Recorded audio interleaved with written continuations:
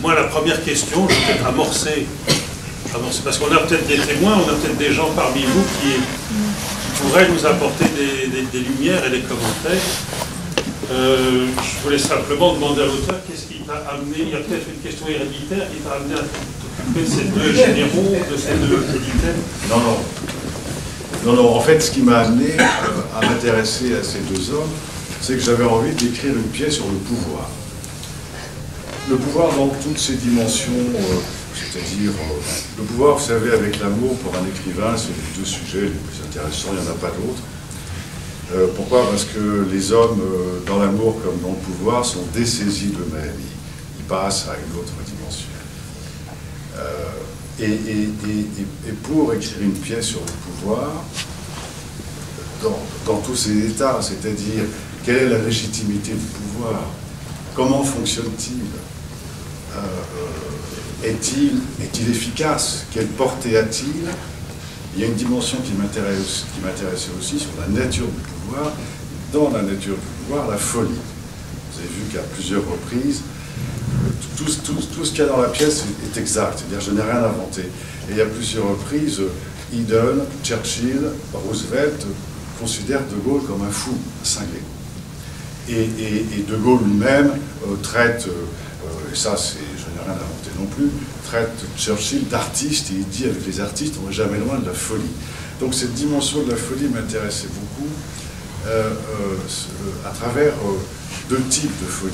La folie subjective, c'est-à-dire qu'est-ce qui fait qu'un homme du pouvoir, que ce soit le pouvoir politique, économique, culturel, social, scientifique, qu'est-ce qui fait qu'un homme ou qu'une femme soit attiré, se sente légitime pour exercer le pouvoir. Il faut quand même un grain de folie, ou peut-être d'inconscience, ou peut-être un manque de lucidité vis-à-vis de soi, encore que là on peut distinguer ceux qui cherchent le pouvoir pour assouvir une ambition pure, ou ceux qui le cherchent pour au contraire faire avancer une idée. Et la deuxième dimension du pouvoir, celle-ci est objective, la deuxième dimension de la folie, pardon, celle-ci est objective, c'est-à-dire que, évidemment, quand on exerce le pouvoir, et un pouvoir puissant, il faut être un peu fou parce qu'on se heurte aux circonstances. On se heurte à des circonstances qu'on n'avait jamais imaginées. On se heurte à la réalité. La folie de De Gaulle, elle est patente, elle est manifeste. Aujourd'hui, il est en effet admis. Oui, pardon. Cher auteur, il faudrait peut-être poser des questions aux spectateurs. C'est vrai. Parce que les auteurs ont tendance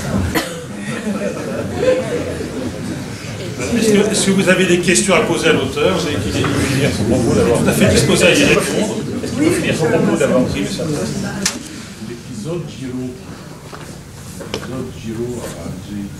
c'était un épisode américain, pas britannique, non? L'épisode, pardon? Giraud. Giraud. Parler un tout petit peu plus fort. Ah oui. C'était un épisode américain, pas britannique.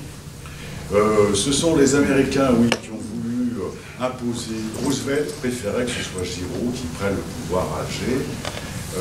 Churchill, qui était un pragmatique, hésitait, s'est dit pourquoi pas De Gaulle, mais de toute façon, si Roosevelt veut Giraud, je vais aller dans le sens de Giraud.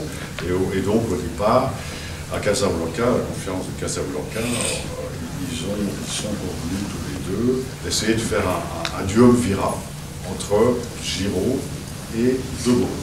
Et Roosevelt a dit j'amène le fiancé, amenez la mariée. Le fiancé c'était Giraud, la mariée c'était De Gaulle. Une chose qu'on remarque pas mal de décades plus tard, c'est qu'on peut se faire une pièce comme celle-là excellente, alors que la femme est absente. Sinon, la France, bien sûr, mais on dirait maintenant, Oui. enfin, ça étonne, ça étonne. Bah, là, si vous voulez, les circonstances historiques ne s'y prêtent pas. Il y a une femme, il y a Yvonne quand même. Yvonne, Il y a Clémentine. Il y a Clémentine, il y a Yvonne, il y a Clémentine. Mais je ne suis pas sûr que la femme était à ce moment-là, dans ce moment historique, la préoccupation principale de